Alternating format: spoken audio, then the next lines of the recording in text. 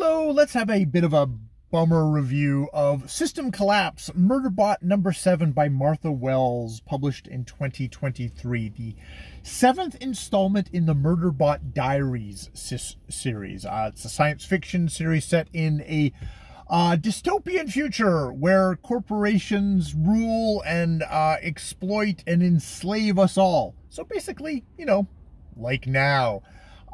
In this future, the main character, Murderbot, they, them, or it, probably it, is a security unit, a rogue security unit, who has hacked its governing module. Security units are creations of the corporation. They have taken, basically, they've grown human tissue bodies and grafted and put on robotic stuff onto it, so there's sort of a weird amalgam of the thing, very much treated as objects, as property by the corporations, and the corporations are doing what they do, which is, you know, putting people in enslaving contracts, trying to exploit wherever they can, much like I get the sense, much like aliens.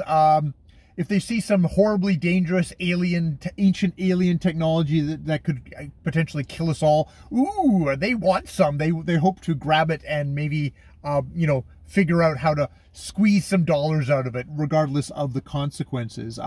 Murderbot through the series has found some humans that it can tolerate. It doesn't have great respect for human beings, does not consider itself a human being, considers itself a murderbot.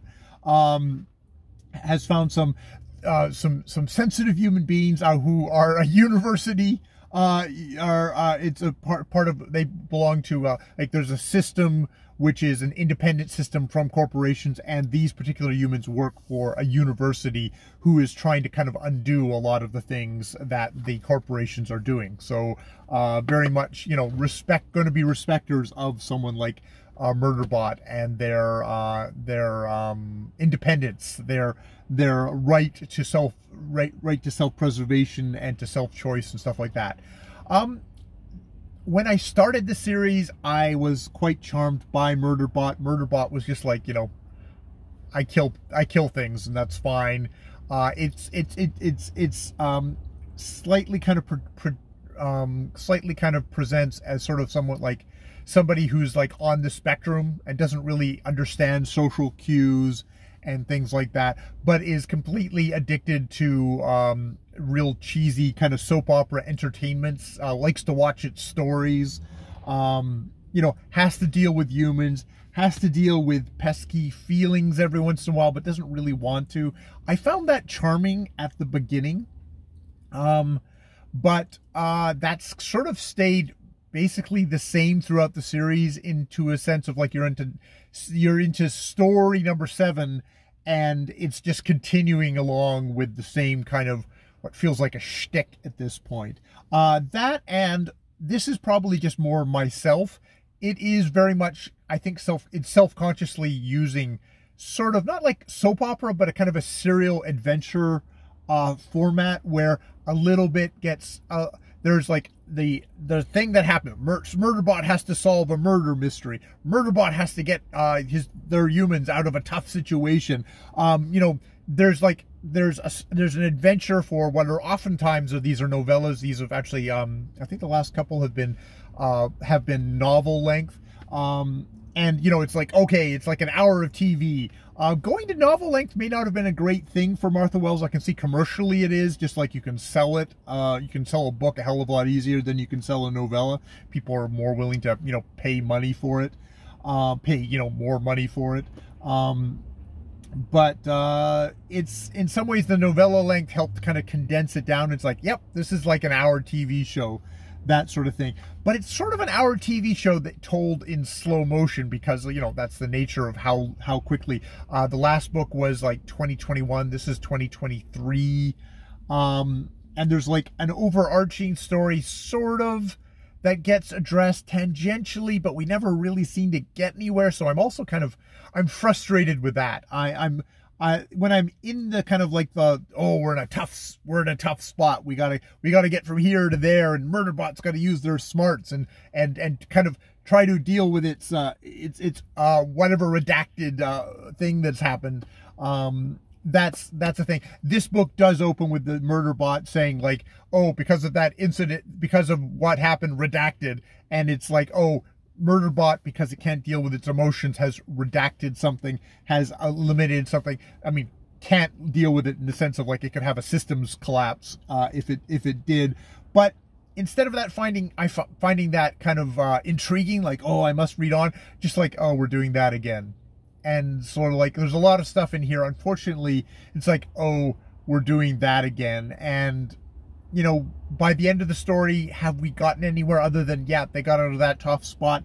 Not really. I'm taking longer and longer between of each story to actually get back to the next one. This is totally a series that I don't pay for. If and when it comes up in the library, my library app, I will download it. But other than that, I don't want to pay for these books anymore. You know, in a couple of years, I will probably have forgotten, you know, how frustrated and bored I was by this one. Though the thing is, Martha Wells is a good writer in the sense of like, oh, she's a good storyteller. I don't know if she's a good writer. She's a good storyteller. And, oh, when I'm in the story, I'm kind of enjoying myself. But she's not really getting to the fucking point. So it's frustrating that way. So yeah, that's kind of where I am with the Murderbot series. Started off with a lot of affection for it, kind of like accepting it as like, you know, the adventure of a week kind of thing. But by this point, number 7, I'm just kind of like, I'm kind of over it. In 4 years, when I see it's free in the library app, I can't promise that I'm not going to pick it up and read that and be completely confused and completely lost. Apparently, I went back and looked at the reviews of System Collapse, and apparently this is like basically a part 2 of the story. But I don't know if it's a part 2 of the 2021 one or if it's a part 2 of a story earlier than that. It's kind of I don't know where it's actually. But I don't care enough to go back. That's the thing. I do not care enough to go back and reread and find out, oh, what did I miss kind of thing, or find a wiki page. And it's like, this kind of stuff should be complete in itself, I think, to a certain degree. It should carry you along, especially since, you know, as you're reading these things, I'm not going to read them in one big gulp. I'm the kind of reader who reads something and goes, okay, I read that. And even if I like really enjoy something, I'll like, okay, I need a break now, and I'll go read some other stuff. I'm not somebody who just reads in one continuous thing. That might be your thing. By this point, maybe if you read all of them together, you're like, oh, you missed all the interconnections. Yep, I did. I just don't care. It didn't make me care enough. All right, I'll leave it there. More videos later.